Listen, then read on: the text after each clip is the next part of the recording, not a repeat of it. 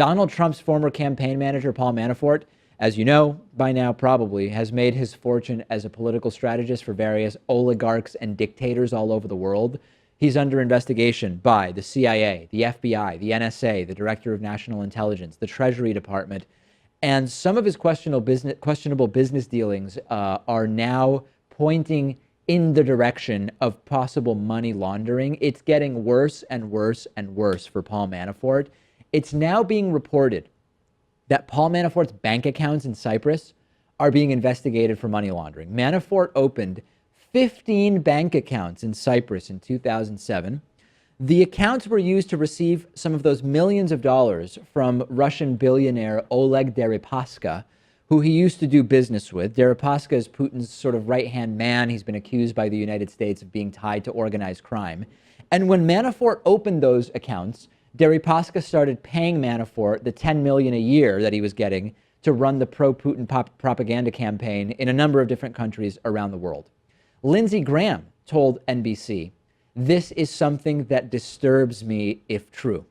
In 2012, one of the banks noticed suspicious transactions on some of the accounts, and they asked Manafort for more information about the accounts, suspecting he's laundering money.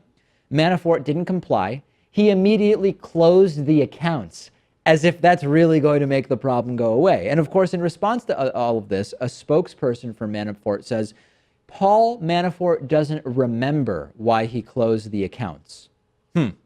He paid $18.9 million to buy a media network in Ukraine, where he used to work, for pro-Russian politicians. But the court documents say that the deal never went through, which means that there's $18.9 million that supposedly were paid for that network, but now are completely unaccounted for, which is possibly the money that was laundered through these 15 Cyprus bank accounts.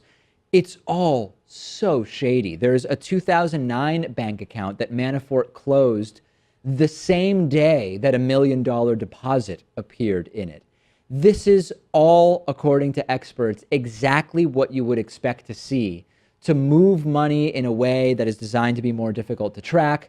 Tom Cardamone, the managing director of a DC nonprofit called Global Finance Integrity, said, quote, "There are some red flags here. It looks suspicious, and any bank that wanted to address money laundering would certainly have looked into the ownership of the company who owned these accounts." Cyprus's anti-money laundering task force, which they have because Cyprus is a money laundering haven, has handed over documents to the United States Treasury, who are already investigating Manafort, as you know.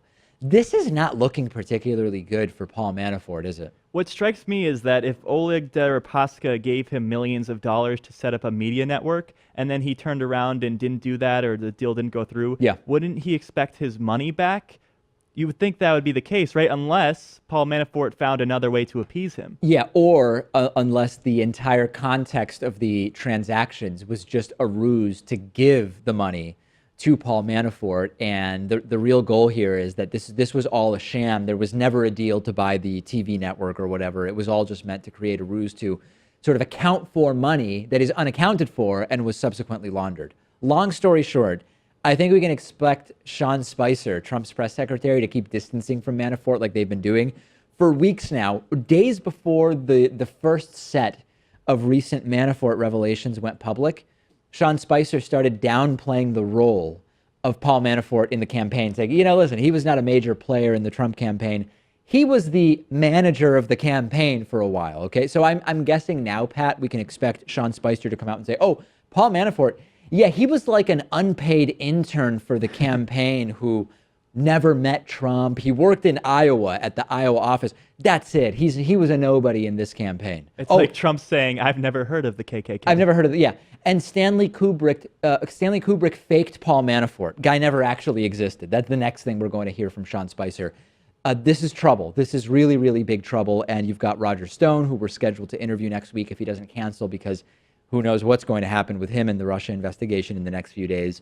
We will be talking to Roger Stone about this next week. That's exciting. And also, Paul Manafort should definitely face some charges because he worked in the U.S. as an unregistered foreign agent. Yeah. And that's a crime that warrants, I think, 5 years in prison. Oh, yeah, but crimes are relative in the sense that if you're Paul Manafort, you're way less likely to be charged with them, even if you've actually committed crimes. Because you're in power. Yeah, no doubt about it.